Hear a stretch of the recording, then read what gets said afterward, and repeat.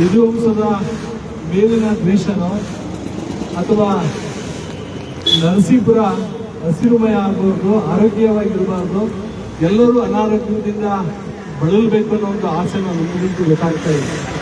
ಮಾತು ಹೆಚ್ಚು ಅಂದರೆ ಯದುವಂಶದ ಕೆಲಸಗಳನ್ನು ಟೀಕೆ ಮಾಡೋದು, ಅವರ ಕೆಲಸಗಳನ್ನು ಅಳಿಸೋದು, ಅವರ ಮಾಡುವಂಥ ಕೆಲಸಗಳನ್ನು ಅಪಖ್ಯಾತಿಗೊಳಿಸೋದೇ ಒಂದು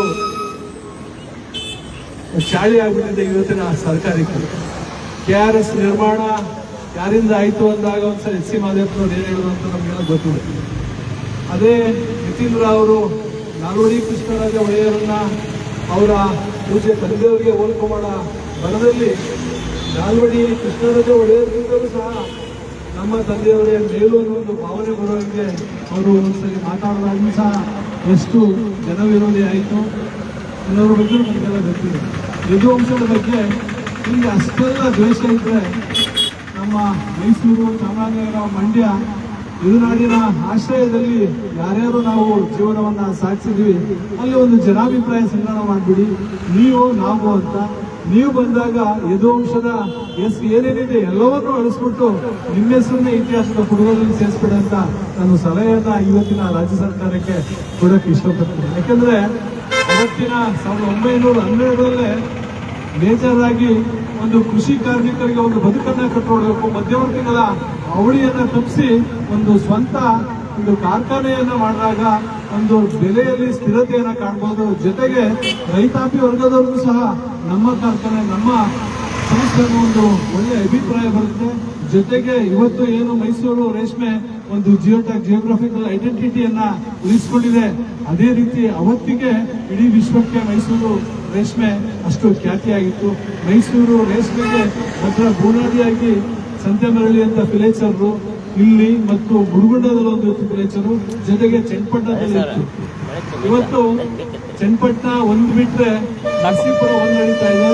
ಅದೇ ಸಂತೆಮರಳಿ ಮುಗಿಸಿದ್ದೀರಾ, ಮುರುಗುಂಡ ಅಂತ ಮುಚ್ಚಿ 116 ವರ್ಷಗಳೇ ಆಯಿತು. ಅಂದ್ರೆ ನಿಮ್ಮ ಉದ್ದೇಶ ಅವತ್ತಿನ ಬ್ರಿಟಿಷರು ಏನಿತ್ತು ನಮ್ಮ ಗುಡಿ ಕೈಗಾರಿಕೆಗಳನ್ನ, ನಮ್ಮ ಮೂಲ ಕಸುಬುಗಳನ್ನ ಮರೆಮಾಚಿ ಪಾಶ್ಚಿಮಾತ್ಯ ಸಂಸ್ಕೃತಿಯಲ್ಲಿ ಭಾರತೀಯರನ್ನು ಬದುಕಿಸಬೇಕು ಅನ್ನೋ ಮೂಲ ಉದ್ದೇಶವನ್ನ ಅವರಿಟ್ಕೊಂಡಿದ್ರು. ಇವತ್ತು ನೀವು ಸಹ ಪಾಶ್ಚಿಮಾತ್ಯ ಸಂಸ್ಕೃತಿಯನ್ನೇ ತರಬೇಕು, ಮೂಲ ಉದ್ದೇಶಗಳನ್ನ, ನಮ್ಮ ಯದುವಂಶದ ಕಾರ್ಯಗಳನ್ನ ಅಳಿಸ್ಬೇಕು ಅನ್ನೋ ಒಂದು ಕೆಟ್ಟ ದೃಷ್ಟಿ ಇವತ್ತು ಯದು ಅರಸರು ಕೊಟ್ಟಂತ ಕೊಡುಗೆಗಳನ್ನು ಬಿದ್ದಿದೆ. ದಯವಿಟ್ಟು ಅದನ್ನು ತಪ್ಪಿಸಿ. ನಾವು ಅಭಿವೃದ್ಧಿ ವಿರೋಧಿಗಳಲ್ಲ, ಆದ್ರೆ ಅವೈಜ್ಞಾನಿಕವಾಗಿ ಅಭಿವೃದ್ಧಿ ಆಗ್ತಾರೆ ಅಂತ ಕೆಲಸಗಳ ಬಗ್ಗೆ ಭಾರಿ ವಿರೋಧ ಇದೆ. ನರಸೀಪುರದ ಅಕ್ಕಪಕ್ಕದಲ್ಲಿ ಬೇಕಾದಷ್ಟು ರೈಲ್ಯಾಂಡ್ಗಳಿದೆ. ಅಲ್ಲಿ ಅಂತಾರಾಷ್ಟ್ರೀಯ ನಮ್ಮ ಹಿರಿಯರು ಹೇಳಿದ್ರು, ಅಂತಾರಾಷ್ಟ್ರೀಯ ಗುಣಮಟ್ಟದ ಕ್ರೀಡಾಂಗಣವನ್ನ ಮಾಡಿ. ನಾವು ಯಾರೂ ವಿರೋಧಿಗಳಲ್ಲ. ದಯವಿಟ್ಟು ಈ ನರಸೀಪುರ ಹೃದಯ ಭಾಗದಲ್ಲಿರುವಂತ ಈ ಕರ್ನಾಟಕ ರಾಜ್ಯ ರೇಷ್ಮೆ ಮೂಲ ನಿಗಮವನ್ನ ಯಾವುದೇ ಕಾರಣಕ್ಕೂ ಸಹ ಯಾವುದೇ ವಿಷಯವನ್ನು ಇಟ್ಕೊಂಡು ಒಂದು ಸಣ್ಣ ಚುಕ್ಕಿ ಬರದನ್ನು ಸಹ ನಾವು ಮುಂದುವರಿಸೋದು. ಬೇಕಾದ್ರೆ ಅದನ್ನೇ ಇನ್ನು ಅಭಿವೃದ್ಧಿಯತ್ತ ಆಧುನಿಕತೆಗೊಳಿಸಿ. ಅವಾಗ ಹಿಂದೆ ಮಹಾರಾಜರ ಕನಸು ಏನಿತ್ತು, ನಾವು ಯಾಕೆ ಒತ್ತಿ ನಮ್ಮ ಮೈಸೂರು ಮಹಾರಾಜರನ್ನ ಈ ಸನ್ನಿವೇಶದಲ್ಲಿ ನೆನಪಿಸ್ಕೋಬೇಕು ಅಂತ ಹೇಳ್ತಾ ಇದ್ದೀನಿ ಅಂದ್ರೆ, ಅವತ್ತು ರಾಜಪ್ರಭುತ್ವ, ಇವತ್ತು ಪ್ರಜಾಪ್ರಭುತ್ವ.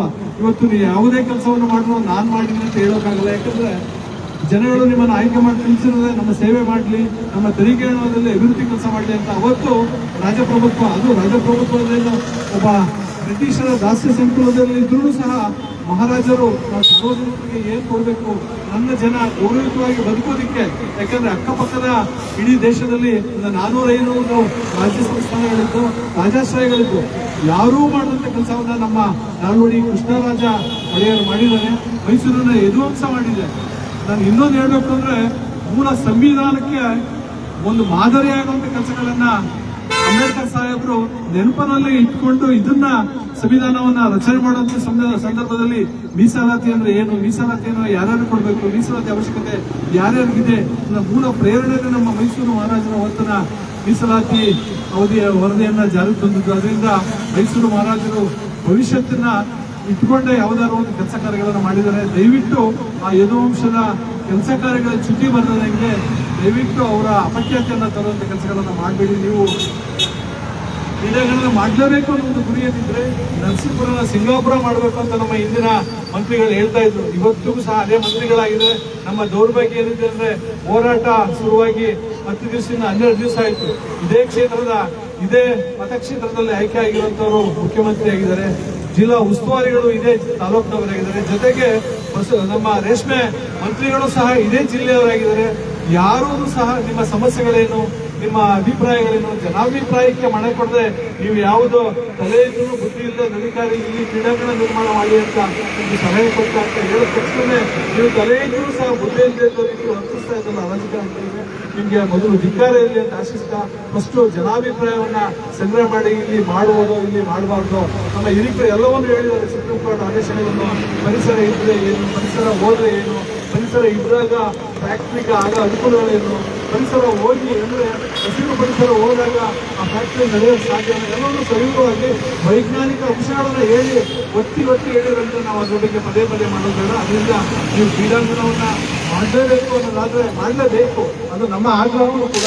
ಅದರಿಂದ ನರಸೀಪುರ ಅಕ್ಕಪಕ್ಕದಲ್ಲಿರುವಂಥ ಒಣ ಪ್ರದೇಶದಲ್ಲಿ ಒಂದು 16 ಎಕರೆ ಜಮೀನನ್ನ ಉತ್ತಮ ಬೆಲೆಗೆ ನೀವು ತಗೊಂಡು ಅಲ್ಲಿ ಅಂತಾರಾಷ್ಟ್ರೀಯ ಮಟ್ಟದ ಕ್ರೀಡಾಂಗಣವನ್ನ ನಿರ್ಮಿಸಿ ಇದನ್ನ ಉಳಿಸಿ ಮತ್ತು ಇದನ್ನು ಉಳಿಸದ ಜೊತೆಗೆ ಇದನ್ನ ಇನ್ನೂ ಹೆಚ್ಚಿನ ರೀತಿ ಬೆಳೆಸಿ ಮುಂದಿನ ದಿನಗಳಲ್ಲಿ ಇವತ್ತು ಕೃಷಿಗೆ ಉತ್ತಮವಾದ ರೇಷ್ಮೆ ಕೃಷಿಗೆ ಉತ್ತಮವಾದ ಬೆಲೆ ಸಿಗ್ತಾ ಇದೆ.